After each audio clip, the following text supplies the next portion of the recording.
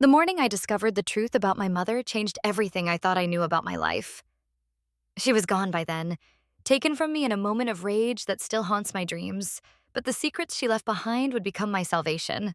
This is the story of how I learned that sometimes the most beautiful smiles hide the darkest truths, and how a mother's love can reach beyond death to save her child. My earliest memories are painted in contrasts. There was my mother, Sarah, a woman whose gentleness seemed to radiate from her very being. She was the kind of person who would carefully step around ants on the sidewalk, who whispered apologies to flowers when she had to prune them, who saw magic in the mundane moments of daily life. People often said she had the quality of a guardian angel, someone who made you feel safe just by being near her. Her voice was soft like morning rain, and when she laughed, which wasn't often enough, it sounded like wind chimes catching a summer breeze. Then there was my father, Richard. Where my mother was light, he was shadow. Where she was soft, he was sharp edges and hard surfaces. He filled rooms with his presence, not in a way that made you feel protected, but in a way that made you aware of every move you made, every word you spoke, every breath you took. His eyes were always watching, calculating, measuring whether you had met his impossible standards. I was 7 years old when I learned my first real lesson about consequences in our house.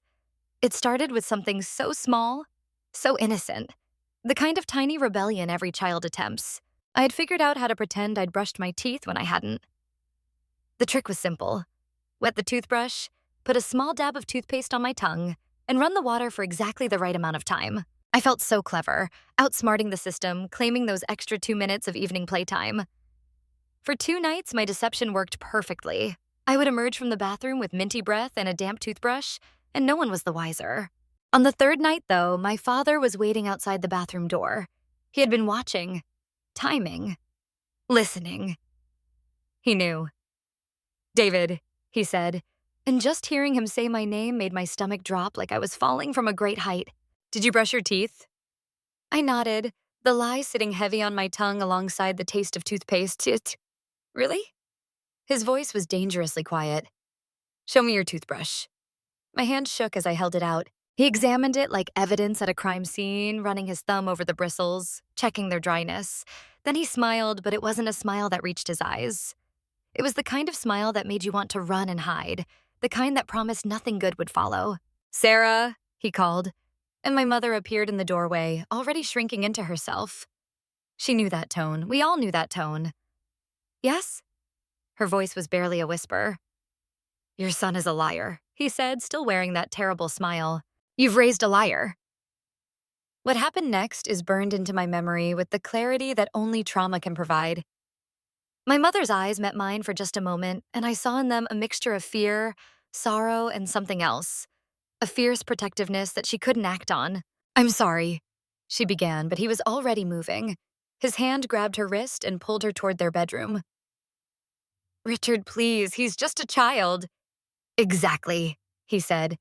"And whose job was it to raise him right?" I stood frozen in the hallway as he dragged her into their room. The door didn't close all the way, and I could see shadows moving, could hear the sounds that would echo in my nightmares for years to come. My mother's quiet crying, trying so hard not to make noise, trying to minimize his anger. The sound of his hand meeting her face again and again, his voice, cold and measured, listing her failures as a mother, as a wife, as a human being. When it was over, when he had stalked past me to go watch television as if nothing had happened, I crept to their doorway. My mother was sitting on the edge of the bed, holding her face. Even in the dim light, I could see the red marks that would bloom into bruises by morning. "Mom?" I whispered. She looked up, and despite everything, she smiled at me. A real smile, full of love and sadness. She beckoned me over and pulled me into her arms, holding me like I might disappear. "I'll get us out of this," she whispered into my hair. "I promise you, my brave boy. I'll find a way." I believed her then. I had to believe her. What else did a 7-year-old have but hope in his mother's promises? That night marked the beginning of my education in survival. I learned that in our house, my mistakes didn't just affect me. They became weapons my father used against my mother. Every error I made, every rule I broke, every moment I fell short of perfection became another excuse for him to hurt her. So I became perfect. Or I tried to be. I brushed my teeth until my gums bled. I made my bed with military precision. I did my homework the moment I got home from school, checking it 3 times to ensure there were no mistakes. I walked quietly, spoke only when spoken to, and learned to read my father's moods like a meteorologist reading storm patterns. But perfection is an impossible standard, especially for a child. And my father was creative in finding failures. There was the night my mother ate a piece of chocolate cake after dinner. She had made it for my father's work party, but there had been leftovers. I watched her take a small slice, saw the moment of simple pleasure on her face as she tasted the rich chocolate. For just that moment, she looked young and carefree, like maybe she was remembering a time before all of this. My father walked into the kitchen just as she was putting her fork down. "Is that my cake?" His voice was deceptively calm. The color drained from my mother's face. I didn't know you were saving it. I can make another one. Right now, I have all the ingredients." But it was already too late. He turned to me, sitting at the kitchen table doing homework, and something cold settled in his eyes. "Come here, David." I stood on shaking legs and walked to him. My mother stepped forward. "Richard, no, it was my mistake, please." "Exactly," he said. "Your mistake. And children need to learn that mistakes have consequences." He retrieved the black leather belt from its hook by the back door. Even now, decades later, I can still hear the sound it made as he pulled it free. My mother was crying, begging him to punish her instead, but he ignored her completely. "This is because of your mother," he told me as he bent me over the kitchen chair. "Remember that." 5 strikes. I counted them, biting my lips so hard it bled, trying not to cry out because I knew it would make things worse. When it was over, he simply walked to the living room and turned on the television, settling in to watch his beloved Green Bay Packers as if he hadn't just beaten his 8-year-old son for his wife's crime of eating a piece of cake. My mother gathered me in her arms, her tears falling on my face as she whispered apologies and promises. "I'm so sorry, baby. I'm so sorry. I'll fix this. I'll get us out. I promise." But the promises started to feel hollow as the months turned into years. I grew older, warier, more careful. I learned to navigate our house like it was a minefield. Always alert, always careful, always one step away from disaster. I excelled in school not out of love for learning, but out of fear of what would happen if I brought home anything less than perfect grades. I didn't make friends because friends were variables I couldn't control, potential sources of trouble that could ripple back to hurt my mother. By the time I was 12, our house had become a perfectly choreographed dance of avoidance and appeasement. My mother and I had developed a system of silent communication, a glance that meant, "He's in a bad mood, stay in your room," a touch on the shoulder that said, "I'm okay, don't worry." A particular way of setting the table that indicated my father would be home late. We became experts at reading his moods, predicting his triggers, managing his emotions before they could explode into violence. It was exhausting, this constant vigilance. But it had become our normal. Days could pass peacefully if we were careful enough, if we played our roles perfectly, if we didn't give him any excuse to unleash his rage. But we were only human, and humans make mistakes. The day that shattered our fragile peace started like any other. It was a Thursday in October, the leaves just beginning to turn gold and red outside our windows. I was 14, all awkward limbs and changing voice, trying to navigate high school while maintaining my perfect facade. My mother had seemed particularly tired that morning, moving slowly as she made breakfast, and I noticed new lines around her eyes that made her look older than her years. We were driving home from my school. My father insisted on driving me to and from school every day, said it was about safety, but I knew it was about control. When his phone rang, he answered it using the hands-free system, which meant we all heard the conversation that would change everything. "Mr. Richardson, this is Mrs. Patterson from Lincoln High. I'm David's English teacher." I felt my blood turn to ice. I had turned in every assignment, participated in every discussion, aced every test. What could possibly be wrong? "I'm calling about an incident today involving your son and a nicotine vaporizer." The words didn't make sense. I had never seen a vape pen, let alone used one. I didn't smoke, didn't drink, didn't do anything that might disappoint my father or give him reason to hurt my mother. He was caught using it in the bathroom between classes. Per school policy, he'll be suspended for 3 days. "I see," my father said, his voice eerily calm. "Thank you for letting me know." He ended the call with a press of a button on the steering wheel. The silence that followed was suffocating. I could see his knuckles turning white as he gripped the wheel, could see the muscle jumping in his jaw, could feel the rage building like pressure in a volcano. Dad, I didn't, I started, but he cut me off with a roar. I should have never married your worthless mother. The words exploded from him like shrapnel. Look what she's turned you into. A liar, a delinquent, a disappointment.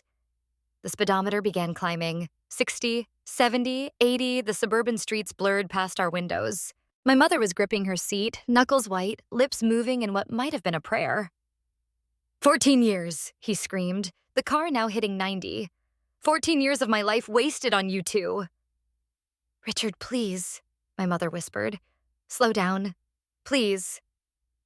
100 miles per hour, 110, 120. I saw the tree a moment before impact. A massive oak that had probably stood on that street corner for a century, watching children grow up, families come and go, seasons change. In that split second before we hit, I saw my father's face in the rearview mirror. He was smiling, that same terrible smile from when I was 7, the one that promised pain and enjoyed it. Then there was noise, the sound of metal crumpling like paper, glass exploding into 1,000 diamonds, the airbags deploying with violence that felt like another kind of impact. Then silence except for a high-pitched ringing in my ears. I don't remember being extracted from the car or the ambulance ride. My next clear memory is waking up in a hospital bed with pale blue sheets, the sound of CNN playing softly on a television mounted to the wall. My body ached, but it was a distant pain, muted by whatever medications they had given me. A nurse was checking my IV when she noticed I was awake. Her face shifted from professional calm to something sadder, more personal. "Oh, honey," she said softly. "How are you feeling?" I tried to speak, but my throat was dry. She gave me ice chips, helped me sit up slightly. Other nurses appeared, checking vitals, asking questions about pain levels, shining lights in my eyes. Through it all, I kept looking for my mother, waiting for her to appear in the doorway with that gentle smile and soft voice. But she didn't come. Instead, my father walked in. He was perfectly fine. Not a scratch on him. Wearing the same clothes from the crash, just slightly rumpled. And he was smiling. Not the terrible smile from before, but something worse. A genuine smile of satisfaction. "There's my boy," he boomed, slapping me on the shoulder hard enough to make me wince. "You had us worried there." I stared at him, unable to process his jovial mood. Where was Mom? Why was he so happy? "Funny story," he continued, settling his bulk into the visitor's chair like we were about to share a pleasant chat. "Your teacher called back. Turns out they had you mixed up with another student. David Chen, not David Richardson. You never had any vape pen. Isn't that hilarious? All that drama for nothing." All that drama. As if he hadn't deliberately crashed our car into a tree at over 100 miles per hour. As if it had been some silly misunderstanding instead of attempted murder. "Where's Mom?" I managed to croak out. His smile flickered for just a moment, replaced by something I'd never seen before. Pure, undiluted satisfaction. "Oh," he said. And I knew. I knew before he said the words. "She didn't make it, son. The doctor said it was instant. She didn't suffer." The world tilted.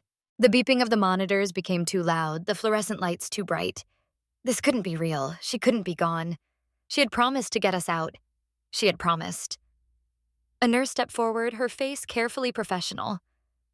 "Mr. Richardson, I think David needs to rest now. There are some tests we need to run." My father stood, still wearing that satisfied smile. "Of course. I'll be back later, son. We'll get through this together." As soon as he left, as soon as the curtain swished closed behind him, the nurse who had given me ice chips leaned close to my bed. Her hands were trembling slightly as she adjusted my blanket unnecessarily. "Were you that woman's son?" she whispered, her voice shaking. "Sarah Richardson?" I nodded, not trusting my voice. Her face went pale, ghostly white under the harsh hospital lights. "Are you sure? Are you absolutely sure?" I nodded again, confused by her reaction. "How old did you think your mother was?" she asked, glancing nervously at the curtain as if my father might reappear at any moment. "I don't know," I said, my mind still foggy from medication and grief. 35? Maybe younger? The nurse sat heavily in the chair my father had vacated, her hand covering her mouth. When she spoke again, her words destroyed what was left of my world. "Your mother was 24 years old." 24. The number bounced around my skull like a pinball. 24. My father was 42, which meant when I was born, my mother had been 10, which meant when they met, when whatever had happened between them started, she had been even younger than that. The truth hit me like another collision, violent and devastating. Everything suddenly made terrible sense. Why we never visited family. Why there were no photos of my mother from before I was born. Why she was so small, so young-looking, why people sometimes mistook her for my sister. Why she could never leave. She hadn't been his wife. She had been his victim, and I had been her chain. The nurse was still talking, her words coming fast and urgent. I shouldn't be telling you this, but you need to know. When they brought your mother in, when we realized we couldn't save her, she was conscious for just a moment. She grabbed my hand so tight and made me promise to tell you something. My heart, already shattered, somehow broke further. What? She said to look for the truth in the place where you used to hide together. She said you would understand, and she said she kept her promise. She found a way out for you, even if she couldn't take it with you. The nurse glanced at the curtain again. I have to go, but if you need anything, if you feel unsafe, you press that call button and ask for Nurse Patricia. Day or night. Do you understand? I nodded, and she left me alone with the weight of truth crushing down on my chest. The next days passed in a blur of police questions, social workers, discharge papers, and my father's constant presence. He played the grieving widower perfectly, accepting condolences with just the right amount of stoic sadness. But when we were alone, the mask would slip. He would hum while making breakfast. He would smile at nothing. He seemed lighter, younger, freed from some terrible burden. Our house felt different without my mother. Not just emptier, it felt wrong, like a stage set missing its most important prop. Her coffee mug wasn't on the counter where she always left it. Her slippers weren't by the door. The kitchen no longer smelled like the vanilla extract she put in everything she baked. Even the walls seemed darker without her presence to soften them. My father's behavior changed dramatically. Suddenly, he was trying to be the fun dad, the cool dad, the understanding dad. He made pancakes for breakfast, horrible pancakes, burnt on the bottom and raw in the middle, but pancakes nonetheless. He bought me video games I hadn't asked for, a new PlayStation controller to replace my perfectly functional one. He ordered pizza for dinner and let me choose the toppings. It's just us men now, he would say, clapping me too hard on the shoulder. We're going to be fine. Better than fine, you'll see. But I saw the truth beneath his performance. This wasn't grief making him act strange, this was celebration. He was finally free of the child he had stolen, and now he was stuck with the evidence of his crime. Me. I started documenting everything in a composition notebook I hid under my mattress. Every word he said, every strange behavior, every smile that didn't reach his eyes. I wrote down my memories of Mom, too, trying to preserve her before she faded. The way she hummed while doing dishes, how she would save the heel of the bread loaf for the birds, the way she would trace patterns on my back when I couldn't sleep. At night, I would lie awake thinking about what the nurse had said, the place where we used to hide together. Mom and I didn't have many places that were just ours. Dad had made sure of that. But there was one spot, a loose floorboard in my closet where we would sometimes hide special things. Little treasures that were just between us. A smooth stone from the park, a 4-leaf clover she'd found, notes she would write me when I was having hard days. One night, about a week after the funeral, I waited until I heard my father's snores rumbling through the walls, then crept to my closet. The floorboard lifted easily, and inside our hiding spot, I found an envelope with my name on it in my mother's careful handwriting. My hands shook as I opened it. Inside was a letter, a key, and a business card for a lawyer named Harrison Chen. My brave boy, the letter began, and I had to stop reading because my eyes were too full of tears to see.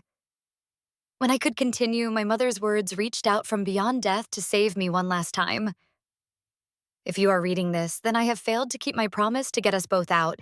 I am so sorry, but I have not failed to get you out. The key is to a safety deposit box at First National Bank on Main Street. Everything you need is there. Find Harrison Chen. He is a good man who knows our situation and will help you. But first, you must find my sister. I know I told you I had no family, but that was another lie your father forced me to tell. Her name is Rebecca Walsh, and she lives in Millbrook, 3 hours north. The truth about everything is in the bank box, but she will believe you. She has been looking for me for 7 years. Be careful. Be smart. Be patient. Your father is dangerous when cornered, but you are stronger than you know, braver than you believe, and more loved than you could ever imagine. All my love forever, Mom. I memorized every word, then put the letter back. I couldn't risk my father finding it. But now I had a plan. Now I had hope. Now I had a promise of my own to keep. The next morning, I told my father I felt sick. He barely looked at me, just grunted and left for work. The moment his car turned the corner, I was on my laptop looking up bus routes to Millbrook. It would take 3 buses and most of the day, but I could make it there and back before he came home from work. I left a note saying I'd gone to the library to work on a school project, just in case, then set out on my journey to find the family I never knew existed. The bus rides were long and uncomfortable, giving me too much time to think. What if my mother had been wrong? What if her sister didn't want anything to do with me? What if this was all some desperate fantasy born from years of abuse? But I had come too far to turn back.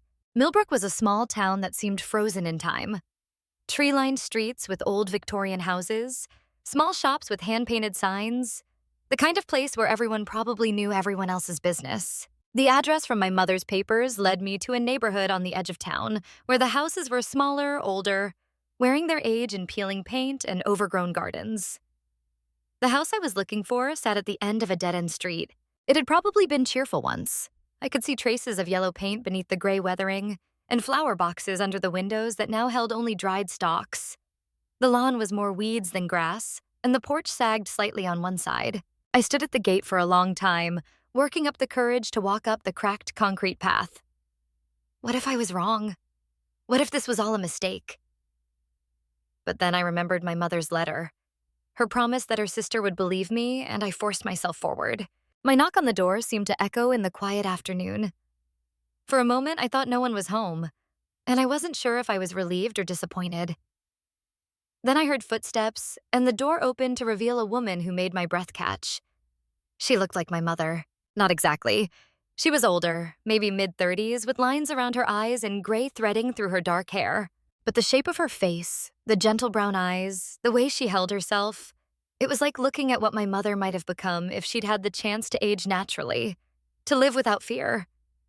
The woman, my Aunt Rebecca, stared at me and I watched the color drain from her face. Her hand flew to her mouth and she gripped the doorframe like she might fall without its support. "Oh my God," she whispered. "You have her eyes, Sarah's eyes." And just like that, the dam broke. All the fear and grief and confusion I'd been holding back came pouring out. This stranger who shared my mother's face caught me as I fell apart on her doorstep, pulling me into the house and onto an old plaid couch that smelled like lavender and dust. "I'm David," I managed to say between sobs. "Sarah was my mom. She's gone. She's gone and she told me to find you and I don't know what to do." Rebecca held me while I cried, her own tears falling silently. When I finally calmed enough to speak coherently, she made us tea. Chamomile, just like Mom used to make. And we sat in her small living room while I told her everything. The abuse, the control, the accident that wasn't an accident, the truth about my mother's age. "I knew," Rebecca said when I finished, her voice heavy with old guilt. "When Sarah disappeared, she was 17, just 17. But she'd already been gone from our house for 3 years, living with him. Our parents tell me, they didn't want to cause trouble. Said she'd made her choice. But I knew something was wrong. I hired a private investigator with my own money, but he said she didn't want to be found." She stood abruptly, disappearing into another room. When she came back, she was carrying a photo album. "Here," she said, opening it to show me pictures I'd never seen. "This was your mother." The photos showed a young girl with bright eyes and an easy smile. Sarah at birthday parties, at Christmas, playing in a sprinkler in someone's backyard. Normal childhood photos that seemed to belong to a different person than the quiet, careful woman who had raised me. "She was so smart," Rebecca said, tracing a finger over one photo. "Loved to read, loved to draw. Wanted to be a teacher. She was taking advanced classes, had already been accepted to early admission programs at several colleges. Then she met him." "How?" I asked, though I wasn't sure I wanted to know. Rebecca's face hardened.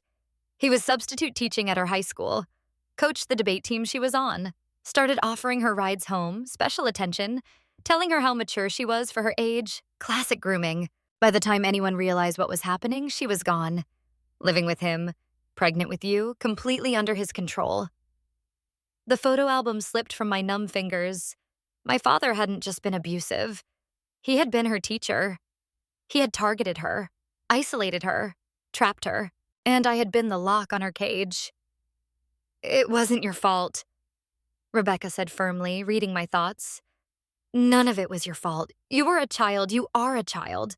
And now you're here and I'm going to help you. We're going to get you away from him." But it wouldn't be that easy, and we both knew it. My father had rights. He was my only living parent. The law was on his side unless we could prove he was unfit, dangerous, a threat to my safety. And a man who could groom a 14-year-old student, hold her captive for a decade, and murder her without leaving evidence wasn't going to give up his last piece of property without a fight. We called Harrison Chen, the lawyer from my mother's note. He arrived within an hour, a serious man in his 50s with kind eyes and a briefcase full of painful truths. He had been trying to help my mother for 2 years, building a case, gathering evidence, preparing for a custody battle that would never happen now. "Sarah came to me after she discovered she had rights," he explained. "Someone at the library had helped her research. She learned about coercive control, about grooming, about statutes of limitations. She was building a case not just to leave, but to take you with her. Every bruise documented, every incident recorded, every piece of evidence carefully preserved." He pulled out a file thick with papers, medical records showing patterns of abuse, photos of bruises, audio recordings of my father's rages, and at the bottom, a will dated just a month before her death, leaving guardianship of me to Rebecca. "She knew," I said, my voice hollow. "She knew something might happen." "She was prepared for every contingency," Harrison confirmed, "except for him deciding to kill you both. The fact that you survived—" He trailed off, but I understood. My survival was a miracle, and my father's mistake. We spent the next hours planning. I couldn't just disappear. That would make Rebecca a kidnapper. We had to do everything legally, properly, in a way that would stand up in court. Harrison would file emergency custody papers in the morning, citing the suspicious circumstances of my mother's death and my father's concerning behavior. "But tonight, you go home," he said, and my heart sank. "I know it's hard, but we need to do this right. One more night, David. Can you do that?"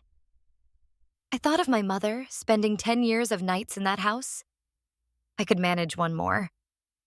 Rebecca drove me to the bus station as the sun was setting. She hugged me tight, pressing a cell phone into my hand. "My number's programmed in," she said. "Call me if anything happens. Anything at all. I'll come get you." "What if he finds out?" I asked.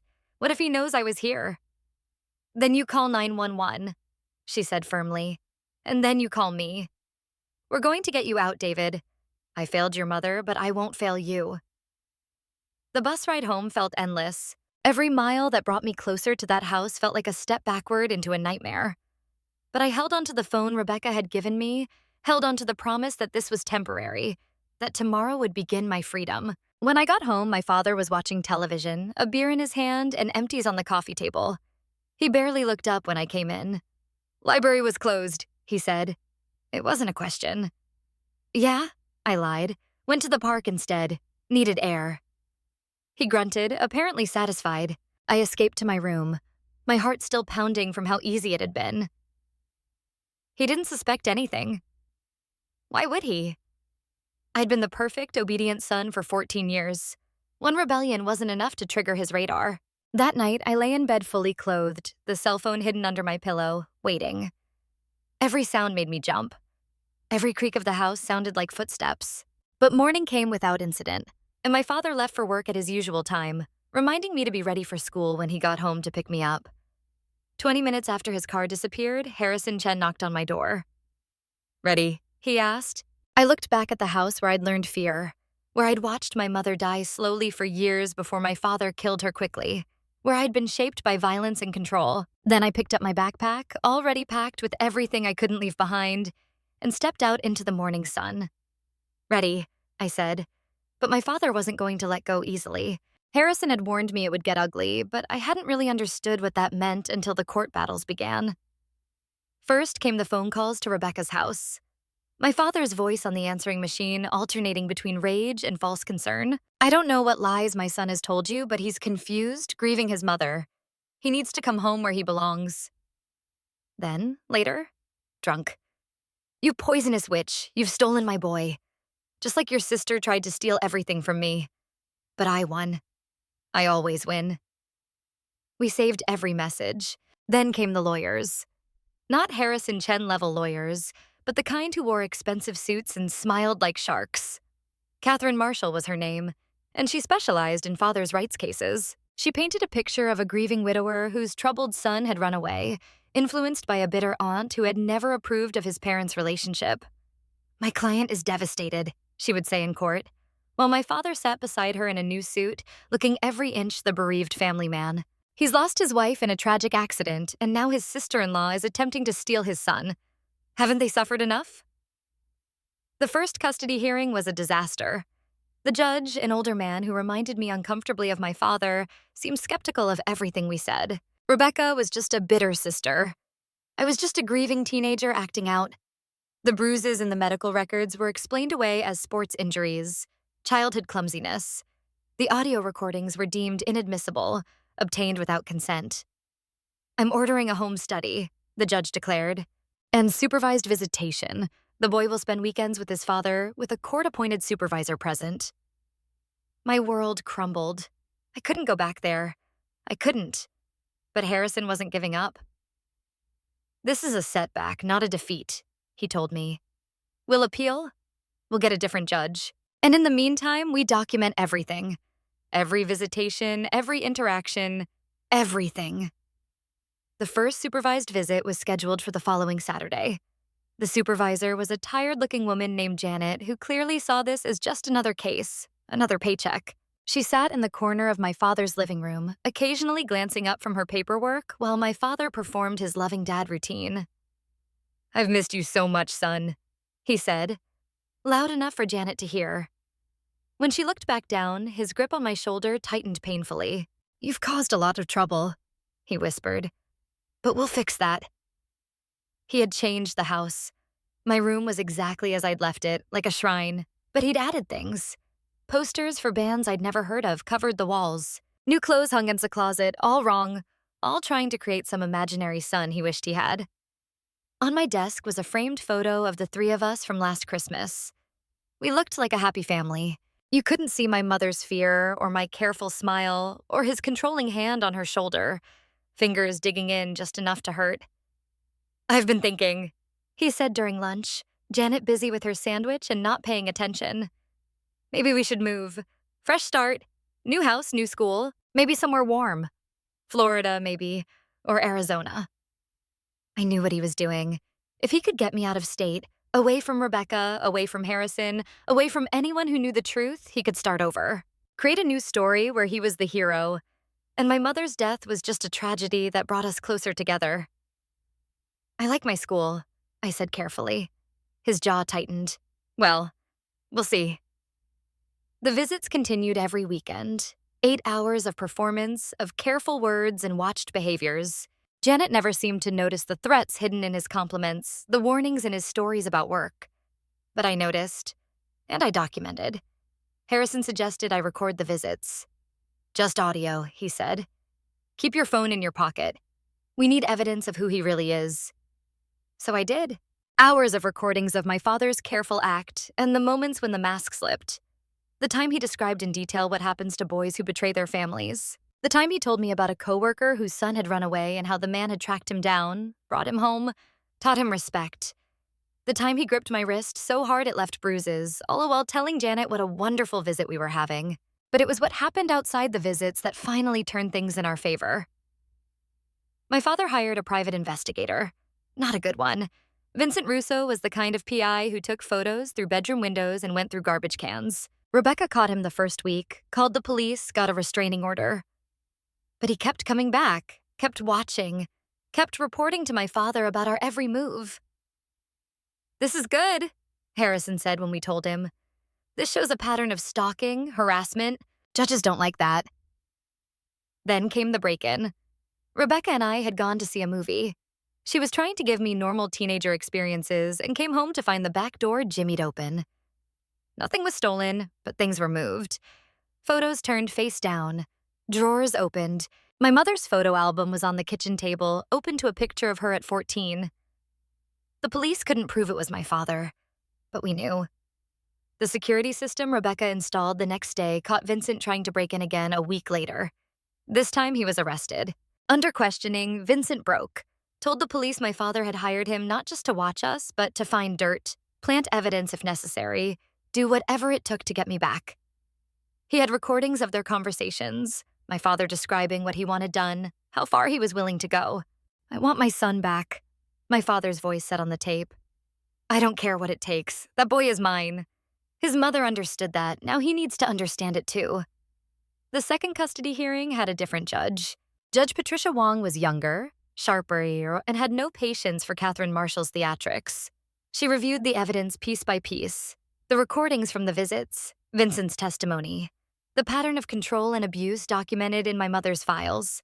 "I've seen a lot of custody cases," Judge Wong said, "but rarely have I seen such a clear pattern of coercive control. Mr. Richardson, your behavior since your wife's death has been, frankly, disturbing."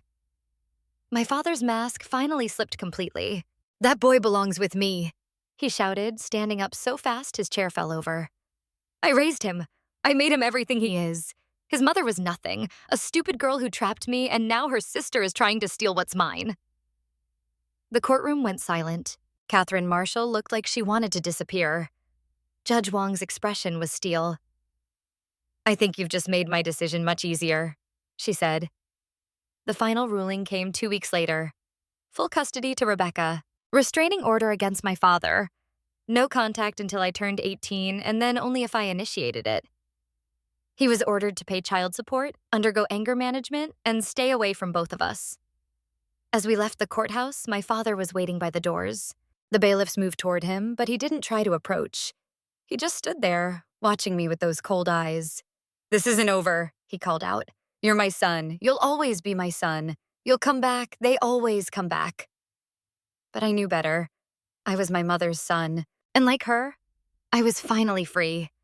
The years that followed were a strange mixture of normal and not. Rebecca did her best to give me the childhood I'd missed. She enrolled me in a new school where nobody knew my history. She took me to movies, taught me to cook, helped me with homework without fear of perfection. She went to therapy with me, held me through nightmares, slowly helped me learn that not every raised voice meant violence. Not every mistake meant punishment. I made friends for the first time, cautiously at first, waiting for them to be used against me somehow. But slowly, I learned to trust. There was Marcus, who taught me to skateboard and never asked why I flinched when people moved too fast. There was Emma, who shared her lunch with me every day for a month before I finally believed I was allowed to accept kindness without consequence. There was Jackson, whose parents went through a normal divorce and who couldn't understand why I found it so remarkably civil.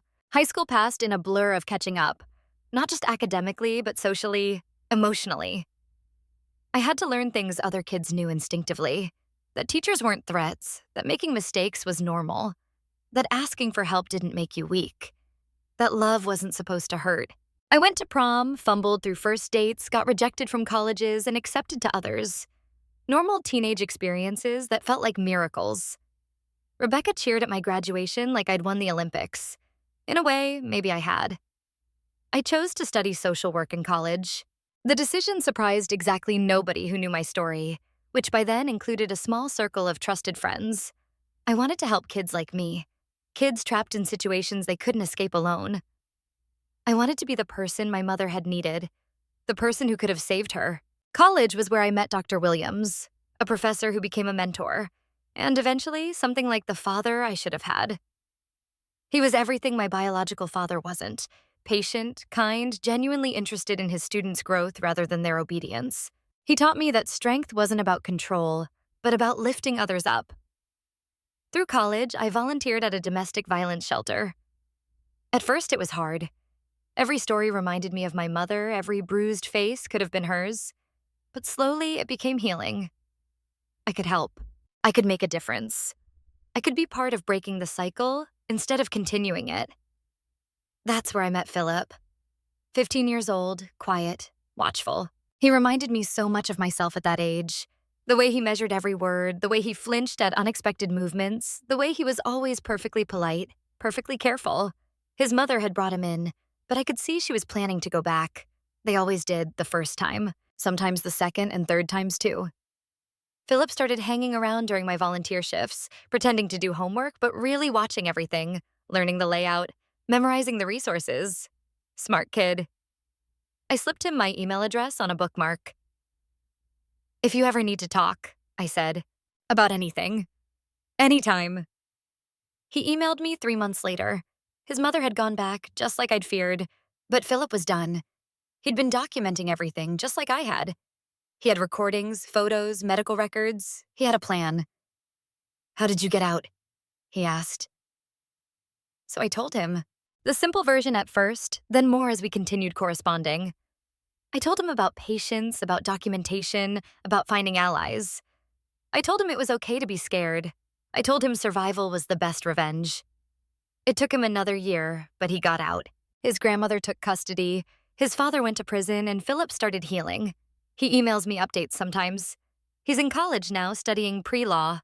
Says he wants to be like Harrison Chen, the lawyer who saves kids. I tell him he already is saving kids just by surviving, by being proof that it's possible. My story isn't unique. Thousands of children live this reality every day, trapped in homes where love is a weapon and fear is the only constant. Some make it out. Too many don't. The difference often comes down to one person who sees, who believes, who acts. My mother tried to be that person for me, and though she couldn't save herself, she made sure I could be saved. I think about her every day, not the broken woman my father created, but the girl in Rebecca's photos, bright-eyed and full of dreams. I carry her with me in the way I refuse to let fear control me, in the way I choose kindness even when the world has taught me cruelty, in the way I help others find their freedom. My father was right about one thing: I am my parents' child. But from my mother, I learned resilience. I learned that love means sacrifice. I learned that sometimes the bravest thing you can do is survive long enough to escape. And from my father, I learned what I never want to become. I learned that power over others is not strength. I learned that control is not love. I learned that the cycle can be broken. I'm 22 now, about to graduate with my social work degree. I live in a small apartment near campus with too many books and a cat named Hope that Rebecca insisted I needed. I go to therapy every week, take medication for the anxiety that probably saved my life by keeping me hypervigilant all those years.